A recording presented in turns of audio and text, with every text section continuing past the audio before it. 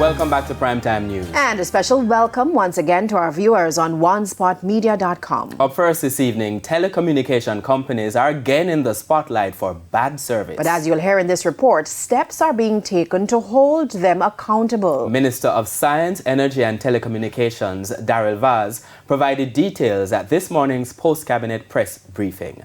Aisha Nation reports. From dropped calls to periods of no service, almost every Jamaican with a cell phone or smart device has a story to tell. But the number of complaints to the Office of Utilities Regulations OUR does not suggest that the issue is widespread. Minister of Science, Energy, Telecommunications Daryl Vaz says during the period January to June, the OUR received only 130 complaints. The two broad categories of these contacts were interruption service at 96 and poor quality of service 34. For the preceding 3-month period, October to December 2022, 51 contacts were made for interruption. He is, however, certain the figures are higher. We know that many people suffer it in silence and don't go through and make the necessary complaints, either because they don't believe that they will get any redress or for whatever reason.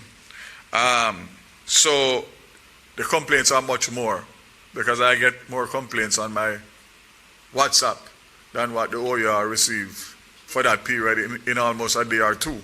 To address this long-standing issue, the minister says before the end of this fiscal year, quality service rules under the Telecommunications Act will be promulgated and operationalized. The rules will place obligation on licensees to measure and report on 21 fixed and mobile parameters, including fault repair rate, drop call rate, mobile network availability rate, broadband internet availability rate, latency, data transmission speed.